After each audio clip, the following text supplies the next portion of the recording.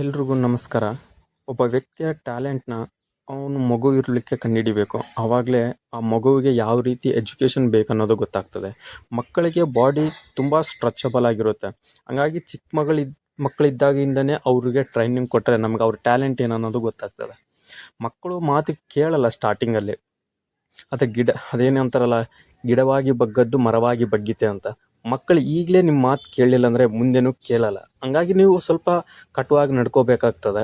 ಸ್ವಲ್ಪ ದಿನ ಅಷ್ಟೇ, ಒಂದು ಸಲ ಅಭ್ಯಾಸ ಆಯಿತು ಅಂದರೆ ಮಕ್ಕಳು ತಾವಾಗೇ ಮಾಡ್ತಾ ಹೋಗ್ತವೆ. ಈ ಮಕ್ಕಳು ಈ ಥರ ನಾನು ಜಸ್ಟ್ ಕಮೆಂಟ್ ಕೊಟ್ಟರೆ ಸಾಕು, ತಾವಾಗೇ ಮಾಡ್ಕೊಂಡು ಹೋಗ್ತಾ ಇದ್ದಾರೆ. ಇದೇನು ಸ್ಟಾರ್ಟಿಂಗಿಂದಲೇ ಹಿಂಗೆ ಮಾಡಿರೋದಲ್ಲ, ಮಾಡ್ತಾ ಈ ಥರ ಆಗಿರೋದು. ಪ್ರತಿದಿನ ಈ ಥರ ಪ್ರಾಕ್ಟೀಸ್ ಮಾಡೋದ್ರಿಂದ ಮಕ್ಕಳಿಗೆ ಧೈರ್ಯ ಜಾಸ್ತಿ ಆಗುತ್ತೆ, ಸ್ವಾಭಿಮಾನ ಜಾಸ್ತಿ ಆಗ್ತಾರೆ, ಯಾರಿಗೂ ಹೆದರೋದನ್ನು ಬಿಟ್ಬಿಡ್ತಾರೆ. ಈ ಥರ ಮಾಡೋದ್ರಿಂದ ಪ್ರತಿದಿನ ಇವು ಮುಂದೆ ಫ್ಯೂಚರಲ್ಲಿ ಏನಾಗಬೇಕು ಅಥವಾ ನಾನು ಏನು ಬೇಕಾದರೂ ಮಾಡಬಲ್ಲೆ ಅನ್ನೋ ಆ ಕಾನ್ಫಿಡೆನ್ಸ್ ಕೂಡ ಬರ್ತಾ ಹೋಗ್ತದೆ.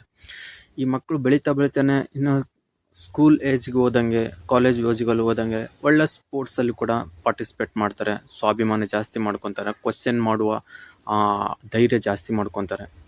ಅದಕ್ಕೆ ನಾವು ಈಗಿಂದನೇ ಆ ಮಕ್ಕಳಿಗೆ ಒಂದು ಒಳ್ಳೆ ಎಜುಕೇಷನ್ ಕೊಡುವ ಅವಶ್ಯಕತೆ ಬೇಕಾಗುತ್ತೆ. ಇಲ್ಲಿಂದನೇ ಆರಂಭ ಮಾಡಬೇಕಾಗ್ತದೆ. ಈ ಮಕ್ಕಳ ಡೇ ಬೈ ಡೇ ಇಂಪ್ರೂವ್ಮೆಂಟ್ ಹೆಂಗಿರುತ್ತೆ ಅನ್ನೋದನ್ನು ನಾನು ತಿಂಗಳಿಗೊಂದ್ಸತಿ ವಿಡಿಯೋ ಮಾಡಿ ಅಪ್ಲೋಡ್ ಮಾಡ್ತಾ ಇರ್ತೇನೆ. ನೀವು ಸಬ್ಸ್ಕ್ರೈಬ್ ಮಾಡಿಕೊಂಡ್ರೆ ನಿಮಗೆ ನೇರವಾಗಿ ಕಲ್ಪುತ್ತೆ. ಈ ಮಕ್ಕಳು ಪ್ರತಿದಿನ ಖುಷಿಯಾಗಿ ಈ ಥರ ಮಾಡೋದಕ್ಕೂ ಇನ್ನೊಂದು ರೀಸನ್ ಇರ್ತದೆ. ಆ ಮಕ್ಕಳ ಹತ್ರ ಹೆಂಗೆ ನಡ್ಕೊಂತು ಅನ್ನೋದು ಕೂಡ ಇಂಪಾರ್ಟೆಂಟ್ ಆಗ್ತದೆ. ಎಲ್ಲ ಮುಗಿದ್ಮೇಲೆ ಲಾಸ್ಟಲ್ಲಿ ಇವ್ರಿಗೊಂದು ಚಾಕ್ಲೇಟ್ ಪಾರ್ಟಿ ಇರ್ತದೆ, ಚಾಕ್ಲೇಟ್ ಬಿಸ್ಕೆಟ್. ಯಾಕಂದರೆ ಪ್ರತಿದಿನ ಖುಷಿಯಾಗಿ ಎಕ್ಸಸೈಸ್ ಮಾಡೋದಕ್ಕೆ ಬರಲಿ ಅಂತ ಈ ಥರ